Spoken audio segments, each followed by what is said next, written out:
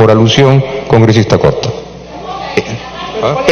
Presidente, solo precisar que los 700 millones no son para el referéndum, son para las elecciones, y la proyección se hace en base a lo que costaron las elecciones generales en 2016. No es que los 700 sean todos para el referéndum, son todos para las elecciones generales en base a lo que costaron las últimas elecciones generales en 2016. Gracias, congresista Costa. Puede continuar, congresista Violeta. Cede la palabra al congresista. Pide interrupción el congresista Galarreta. Por favor, congresista Galarreta, adelante. Por la interrupción, pues, saludando a los ministros. Presidente, claro, cuando el populismo llega a tal nivel, ni siquiera tienen la capacidad de entender lo que se llama el costo de oportunidad. Es decir, el dinero tiene un costo de oportunidad. ¿Cuál sería el costo de oportunidad de que por capricho de alguien gastar ahora lo que se iba a gastar dentro de un año? El costo de oportunidad son más niños muertos, incubadoras. El costo de oportunidad son más niños comiendo polvo en los colegios, porque la reconstrucción no puede hacer colegios. Ese es el nivel de politiquería que existe. Claro, no importa, lo que se va a gastar acá un año, que se gaste ahora, sin el más mínimo concepto ni idea de lo que es el costo de oportunidad en materia de finanzas y en materia económica. Pero en este caso, el costo de oportunidad son vidas, es salud, es educación. Presidente, ya creo que el congresista Violeta lo ha dicho muy claro. El artículo constitucional es bien simple. Mañana nos vamos todos, que renuncie el presidente, la vicepresidenta, y usted se encargue de convocar. Gracias. Gracias, congresista Galarreta. Perdón, congresista Violeta, si me permite. La delegación de los municipios escolares de Trujillo, que los tenemos presentes y nos acompañan, gracias a la gestión de la congresista Marisol Espinosa, a todos ellos, bienvenidos al Congreso de la República.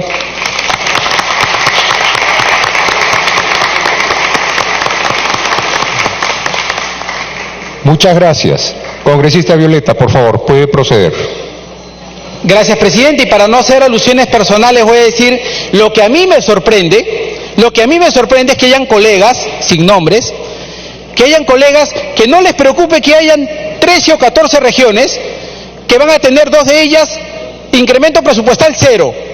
Que hayan 13 o 14 regiones que van a tener un incremento presupuestal por debajo del promedio nacional, que haya menos distribución de recursos para las regiones o para los gobiernos locales, que cuando se hable del sector justicia, el Tribunal Constitucional reciba 17.4% menos de presupuesto.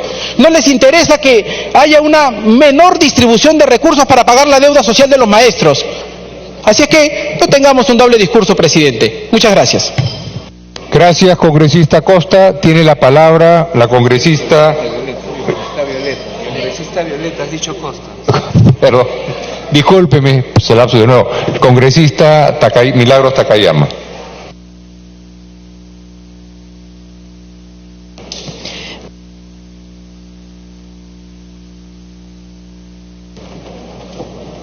Gracias, presidente.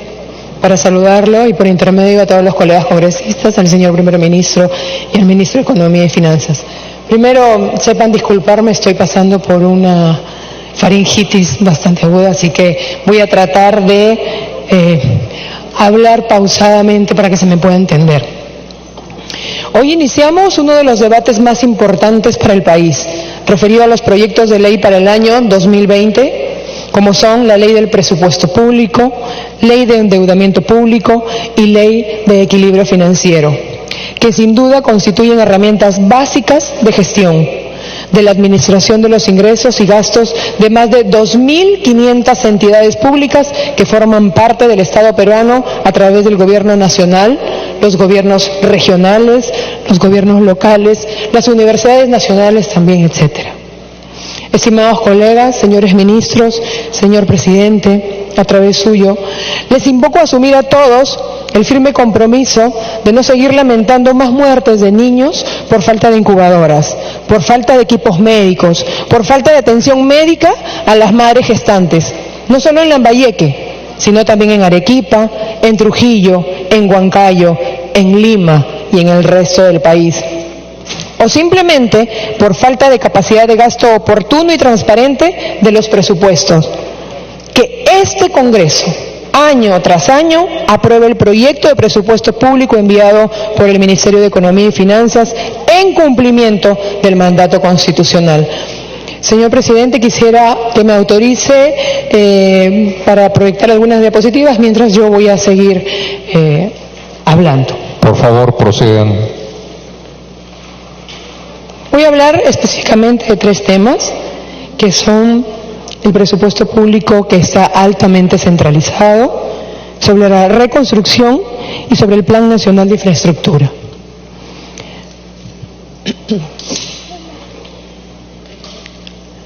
Señores, durante los últimos años vemos que el presupuesto público es altamente centralizado, donde el gobierno central concentra el 70% del presupuesto. Las instituciones descentralizadas, llámese gobiernos regionales y gobiernos locales, solo el 30% del presupuesto anual. ¿Dónde, pregunto, a través de la presidencia, está la asignación equitativa de los recursos públicos, la programación y ejecución que respondan a los criterios de eficiencia y atención a las necesidades básicas sociales y de descentralización, así como lo establece el artículo 77 y 192 de la Constitución Política del Perú? Cabe resaltar que desde el año 2005 hasta el año 2020, la distribución del presupuesto que presenta el Poder Ejecutivo al Congreso en promedio se destina para el gobierno nacional el 71%. Y para los gobiernos subnacionales solo el 29%. Y esto no puede continuar así, señor presidente. Señores ministros, a través de la presidencia, tenemos que hacer algo para revertir e ir acortando esta relación asimétrica, injusta e inconstitucional que se viene incurriendo y por ende en perjuicio directo de la reducción de pobreza, el atraso de nuestros pueblos y el desarrollo sostenido y equilibrado del país. Nuevamente, lo repito en este Congreso, el Perú no es solo Lima, sino todas las regiones. Hablemos de la reconstrucción con cambios, que tiene un avance de ejecución mínima en estos 3 años. Se creó la unidad ejecutora, cuyo director ejecutivo tiene rango de ministro, como el zar de la reconstrucción. Sin embargo, lamentablemente, venimos observando que no hay capacidad de gasto, que no tiene capacidad de gestión, que no tiene capacidad de decisión. El resultado a la fecha es preocupante. Solo se ha ejecutado el 11% del presupuesto proveniente del Tesoro Público de 25.000 millones de soles, tal y como lo ha afirmado el Contralor General de la República. Además de la lentitud en la ejecución de las obras, y hay denuncias de irregularidades en las obras de la famosa reconstrucción con cambios.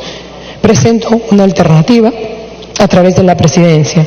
Entonces, ¿por qué no evaluar el cambio de modalidad de ejecución de una entidad burocrática por una modalidad de gasto directo, en la cual el presupuesto es ejecutado por los mismos gobiernos regionales, gobiernos locales y los ministerios involucrados? Pero claro, con un mayor control. Sería lo ideal. Es de señalar que para el 2020 el Ejecutivo propone asignar 3.550 millones para la continuidad de la reconstrucción con cambios, sin tener la garantía de la ejecución. Respecto al Plan Nacional de Infraestructura para la Competitividad, aprobado en diciembre del 2018 y presentado el día martes último por los voceros económicos del Poder Ejecutivo, cuyo objetivo es cerrar brechas de infraestructura económica y social, para tal efecto se ha priorizado proyectos para articular inversiones a fin de potenciar el crecimiento, la competitividad y el desarrollo del país con perspectiva sectorial y territorial. En tal sentido, y acá tengo el Plan Nacional de Infraestructura de la Competitividad, se ha priorizado 52 proyectos de inversión por 99.000 millones. Sin embargo, viendo acá la lista de proyectos, no veo, señor ministro, a través de la presidencia, ningún proyecto para mi región, para la región Lambayeque. ¿Por qué? Quiero preguntar qué pasó. ¿Se olvidaron que la región Lambayeque es el punto nodal de la macrorregión nororiental del Perú? O en todo caso, o al menos un proyecto por región, lo cual no ocurre en este listado. Por tanto, señores ministros, a través de la presidencia, tengamos una mirada global del país y además sumemos esfuerzos y voluntades para realizar un trabajo con un real enfoque sectorial y territorial. A todo esto quiero agregar, lo hemos escuchado hoy día el ministro de Economía, uno de los 4 objetivos del presupuesto del 2020 es dinamizar el crecimiento económico. ¿Cómo lograr ese objetivo si los gastos de capital se estarían incrementando al 7%? A ello se agrega que en el presupuesto del 2019 de gastos de inversión, el día de hoy, según el portal MEF, solo se ha ejecutado en proyectos el 34%, donde podemos ver que los sectores que concentran la inversión son el MTC, energía, de educación, vivienda y salud. Sin embargo, salud y vivienda solo han ejecutado el 28%, educación el 33% a la fecha, y en el MTC el 42%. Pregunto a través de la presidencia, con estos porcentajes de ejecución a la fecha, como usted garantiza, señor ministro, que los gastos del capital a fin de año van a dinamizar la economía en la misma línea para el año 2020? Lo señalado realmente nos preocupa porque vemos que no estamos ante un escenario real. El otro objetivo del presupuesto de 2020 expuesto por el señor ministro es fortalecer el proceso de descentralización en la gestión de las finanzas públicas. Al respecto nos preguntamos cómo se va a fortalecer el proceso de descentralización si el presupuesto de los 15 últimos años es totalmente centralista, como ha quedado totalmente demostrado. Colocar este objetivo, a mi manera de ver, señor presidente, es totalmente contradictorio con la estructura de la distribución de recursos en su proyecto de ley. Voy a esperar, señor presidente, al final para que el señor ministro pueda responder a las preguntas hechas. Muchas gracias. Le agradezco, congresista Milagros Takayama. Tiene la palabra la congresista Wilka Flores. Gracias, presidente. En primer lugar, señalar la importancia de debatir este presupuesto anual de la República de cara al contexto en el que estamos como país. Sin duda, para los ciudadanos del país, la sensación que ha conllevado este momento de crisis institucional producto de la enorme corrupción, hay que decirlo, afecta su vida cotidiana y su vida material de manera muy directa. Entonces, cuando hablamos de la necesidad también de pensar en una mejor manera de asignar los recursos para nuestro país, sin duda tenemos que hacerlo mirando cómo ha venido impactando esa corrupción que algunos todavía se niegan a identificar como un problema serio, como un problema que afecta a instituciones como el Congreso, a los gobiernos nacional y subnacionales, de forma que finalmente afecta y restringe derechos para los peruanos en general. Entonces, no hay manera de hablar de este presupuesto sin referirnos al momento de crisis en el que estamos. No es solamente la incapacidad de gestión la que nos ha llevado a una situación en la que muchos peruanos sienten que aspectos básicos y fundamentales no están siendo atendidos. Muchos colegas han hablado de los servicios de salud, por ejemplo, que efectivamente están colapsados. La salud pública ha decidido, en nuestro país se ha decidido deliberadamente dejarla al abandono, para que sea también convertida en un negocio y sea más fácil para algunas personas, incluso de sectores populares, acceder a un sistema de salud privado. Entonces, estamos frente a ese escenario, presidente, y nosotros queremos enfatizar en algunas cosas del presupuesto, no quedarnos en lo episódico, no quedarnos en la crítica al presupuesto por si se añaden el presupuesto correspondiente al adelanto de elecciones o no, por si a algunos les gusta este asunto o no. Creemos que hay otros aspectos que realmente reflejan que este es un presupuesto que no va a cumplir las expectativas de los ciudadanos en relación a las mejoras de sus condiciones de vida. Quisiéramos, en todo caso, primero reseñar algunas características del presupuesto. ¿En qué contexto llega un presupuesto como este en un momento de crisis para el país, presidente? En primer lugar, creo que hay que ser muy francos en señalar que estamos en un contexto desfavorable a nivel internacional también. Y decir que nuestra economía, la economía peruana, es una economía que lastimosamente no ha logrado no ser absolutamente dependiente de un escenario internacional en el que, por ejemplo, nos afecta muchísimo esta guerra comercial entre países como Estados Unidos y China. Esa es la realidad. Estamos en un momento mundial en el que se da una reconfiguración de fuerzas y de lógicas geopolíticas y geoeconómicas. Tenemos también una situación en la que países como Estados Unidos mismo y China, que ya hemos referido, pero también países como Alemania, Brasil o Argentina, ya hablan de una posible recesión. ¿Y por qué nos importa tanto esos países? Porque son los países a los que exportamos muchos de nuestros recursos, países con los que tenemos una dinámica comercial muy activa. En estos países de los que dependemos tanto, porque somos un país que no ha logrado superar una lógica primario exportadora, hay una situación también preocupante y ellos hablan ya de una posible recesión. Una primera cosa, un escenario desfavorable. Tenemos una economía que también, por otro lado, requiere ser reactivada. Esa palabra no la hemos escuchado con la contundencia que quisiéramos haber escuchado al ministro de Economía. Reactivación de la economía, porque la gente en su economía cotidiana siente que la economía está fría, paralizada, que no hay empleo suficiente y que, por lo tanto, se requiere tomar medidas excepcionales para que esto pueda cambiar. Nuestro país ha pasado por un ciclo de crecimiento de los precios de los minerales altísimo, que en buena cuenta explicaba la situación económica bastante más favorable de años anteriores. Sin embargo, este ciclo se ha terminado, ¿no? No tenemos el dinamismo que en otros momentos. ¿Y qué es lo que nos dicen las cifras de INEI? Que no se está generando suficiente empleo. Según INEI, entre mayo y julio se han perdido 47.000 empleos. Frente a eso, ¿cuáles son las acciones de urgencia que se piensan adoptar? Lastimosamente no se ha hablado concretamente de la forma de generar empleo. Y se está incrementando la informalidad. Según INEI también, el sector manufactura continúa sin recuperarse desde el año 2013. Ha caído 6.7% en el primer semestre del 2019. Un sector que genera no solamente empleo, sino que genera formalidad. Y ahí también habría que decirlo, y luego lo vamos a mencionar, presidente, con mayor detalle. No hay una estrategia clara para luchar contra la informalidad. Vamos a comentar luego las cifras que para este año se han presupuestado para SUNAFIL, para la Superintendencia de Fiscalización Laboral. Sigue siendo lo mismo que cada año y la verdad, otra vez con la falsa expectativa de poder tener una estrategia real y más eficiente para generar menor informalidad. No hemos logrado tampoco desarrollar otros sectores. Seguimos esperando que se nos presente un nuevo ciclo favorable de altos precios de los minerales para poder seguir dependiendo únicamente de la actividad exportadora.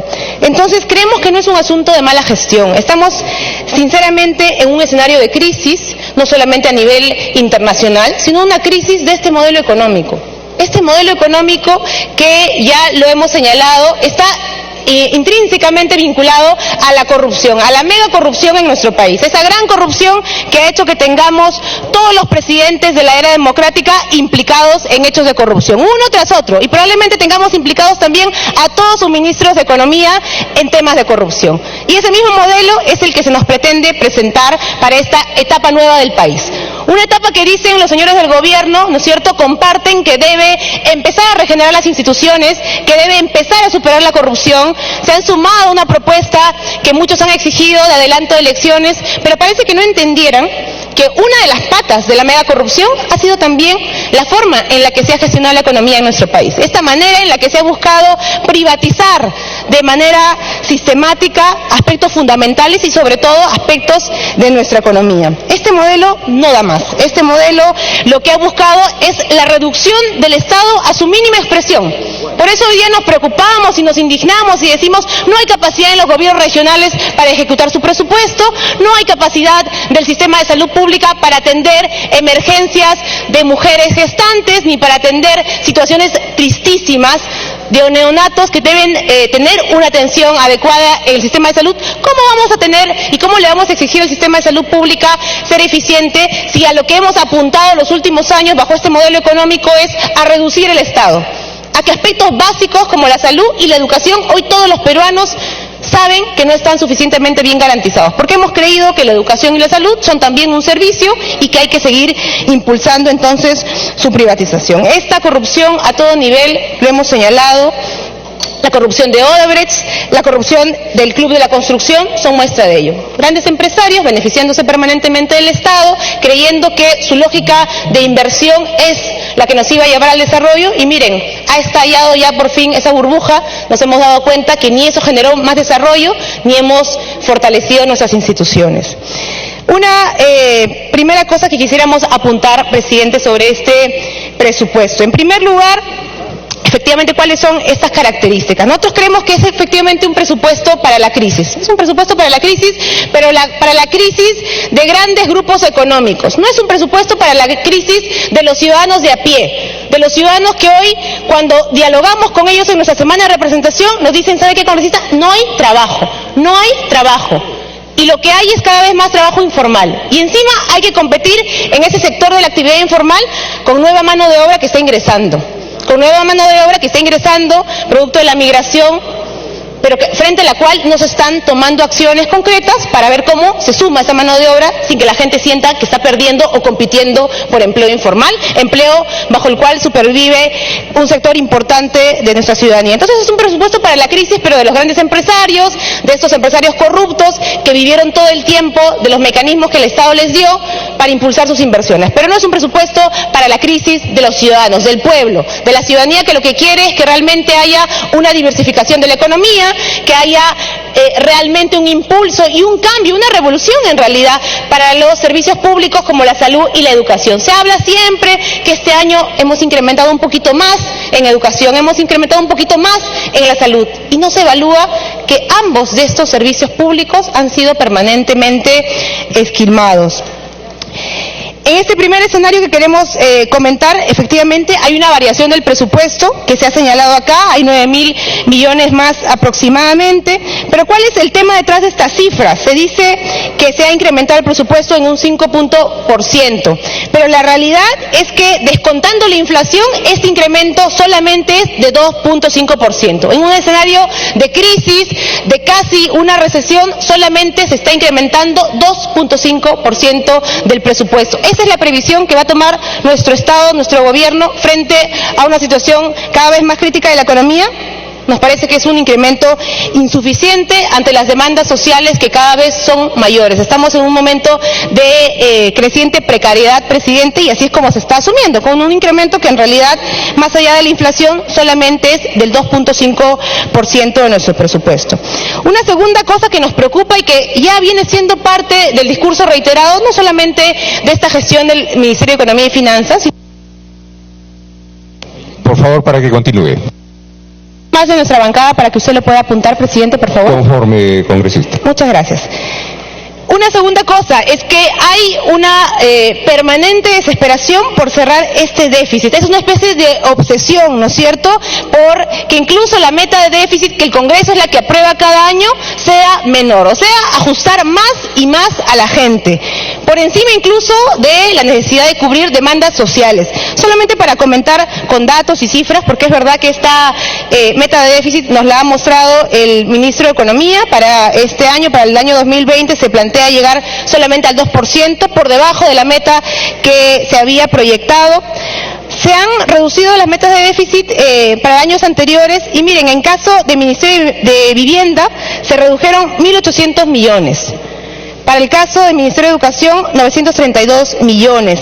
Para el caso del Ministerio de Defensa, 874 millones. Nosotros aprobamos la meta de déficit, presidente, pero el Ejecutivo ha buscado incluso eso, cerrarlo más rápido. Ha buscado que se haga recortes al gasto público. Entonces, ¿de qué estamos hablando? Estamos en un escenario complicado y lo que se busca es mantener esta meta de déficit a como dé lugar tan baja, incluso a costa del gasto público, que debería ayudar justamente a superar la situación de precariedad. Tenemos también una crítica a la manera en la que este presupuesto mantiene una lógica centralista. ¿Por qué centralista? Porque, bueno, se ha hablado mucho de que acá se va a intentar transferir el dinero a las regiones, pero ¿qué pasa otra vez cuando se analiza en detalle? Lo que se ve es que efectivamente hay una variación del dinero que se transfiere a las regiones, pero ¿qué pasa? Otra vez, la decisión de cómo se asigna ese presupuesto, ¿en manos de quién se mantiene? En manos del Ministerio de Economía y Finanzas. Y luego, cuando hacemos el balance, ¿no es cierto?, de cómo se ejecuta el presupuesto, pues se dice, bueno, los gobiernos regionales no están ejecutando su presupuesto adecuadamente, no hay inversión pública que esté creciendo, pero claro, se queda nuevamente este dinero en manos del MEF. En estos momentos de crisis se prefiere mantener el control de los recursos. ¿Será porque se asume que efectivamente estamos en un año preelectoral y no hay la confianza suficiente de encaminar adecuadamente un proceso de descentralización fiscal? Sin embargo, algo que parece que no leen en el gobierno es que los gobiernos regionales han iniciado su gestión y están empezando, y justamente habría que fortalecerlos y no asumir nuevamente esta lógica centralista. Dos apuntes más, presidente, para poder culminar. Se han planteado algunos objetivos por sectores. Se ha hablado de la necesidad de mejorar la inversión en materia de lucha contra la violencia. Se ha hablado del tema de agricultura. Miren, lastimosamente, en materia de agricultura hubo un compromiso que se asumió desde el gobierno con quienes se movilizaron e hicieron este exitoso paro agrario. Se comprometieron a hacer una reforma a nivel del Ministerio de Agricultura y se asumió además un aumento presupuestal que llegaba a los 3.500 millones. Hoy en este presupuesto ni siquiera estamos cercanos a esa meta. ¿Qué le decimos a todos aquellos trabajadores del campo en nuestro país que son los que sustentan no solamente la alimentación de la mayoría de peruanos, sino que esta es la actividad que más empleo genera? Por favor, un minuto. Y a lo que no se le está cumpliendo justamente el compromiso que se hizo en esta manifestación para poder atender a la pequeña agricultura. No hay, la verdad, una mayor variación, no se está cumpliendo este acuerdo que se dio en el marco de esta protesta. Comentar brevemente en materia de presupuesto de SUNAFIL. Hemos pasado de 91.9 millones a 93.3 millones. ¿Así se quiere combatir la informalidad? Con una superintendencia de fiscalización laboral que no solamente no tiene presupuesto, sino que todavía no ha llegado a la cantidad de inspectores laborales con competencias completas para evitar situaciones lamentables de trabajadores absolutamente precarizados en la informalidad. No vemos, la verdad, mayores cambios, presidente. En cambio, sí hemos visto que nuevamente se quiere priorizar aspectos como este famoso plan de competitividad y productividad. Nuevamente se quiere apelar a la vieja fórmula de la CONFIEP, de una institución que lo único que ha exigido en todos estos años en el país es reducir derechos laborales, flexibilizar la economía y Para que concluya, por favor. Y a cambio tener un conjunto de beneficios. Eso es lo único nuevo que nos plantea el Ministerio de Economía y Finanzas, el gobierno del señor Vizcarra, un plan de competitividad a la medida de los grandes empresarios, un plan de infraestructura para la competitividad, se dice, en la que nuevamente el mecanismo que se quiere priorizar son las famosas APPs. Ya hemos visto que esas famosas APPs han sido simplemente un mecanismo que ha favorecido a la corrupción. No, presidente, lo que nosotros queremos es que se discuta un presupuesto que sea para los peruanos y no para las grandes empresas que han llevado a la corrupción a nuestro país. Gracias. Gracias, congresista Wilca. Tiene la palabra el congresista Miguel Castro, por APP.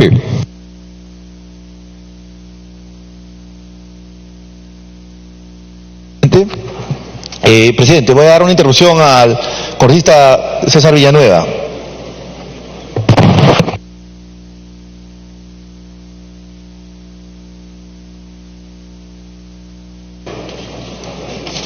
Gracias, presidente. Gracias, congresista Castro.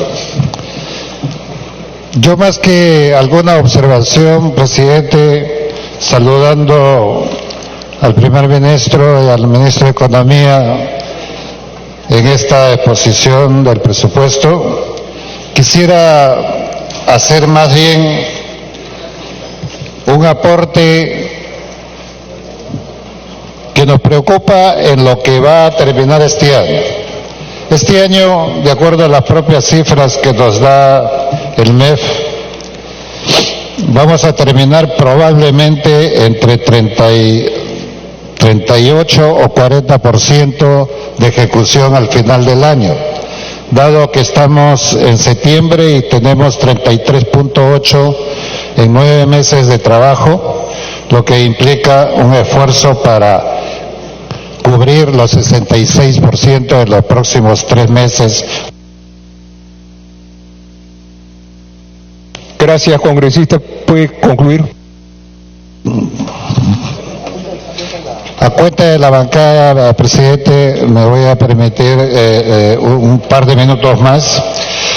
En relación a las soluciones que plantea el MEF para resolver este problema de gasto, plantea un adelanto de canon en aquellas regiones que tienen, me parece una buena idea, pero hay muchas regiones que no la tienen. Y yo me permitiría... Perdón, congresista, usted está en interrupción. Si quiere después, salvo que el congresista Castro le otorgue. Gracias. Por favor, congresista Villanueva, continúe. Disculpas. Ya. Segunda interrupción. Para las regiones que no tienen, ministro, habría que ver una salida que permita, mediante préstamo, mediante una acción financiera que se pueda hacer, que tengan los presupuestos para los 12 meses, al igual que podrían tener con el adelanto del canon. La otra cosa, ministro, el tema relacionado a la reactivación económica en la zona afectada por el fenómeno del Niño, el reglamento aún no está. La ley está aprobada, pero el reglamento falta. Yo le agradecería ver la posibilidad de acelerar la aprobación de ese reglamento para que las micro y pequeñas empresas de todas las zonas afectadas puedan efectuar su mejora financiera. Gracias, presidente. Gracias, congresista Villanueva. Por favor, congresista Castro. Gracias, presidente. Presidente.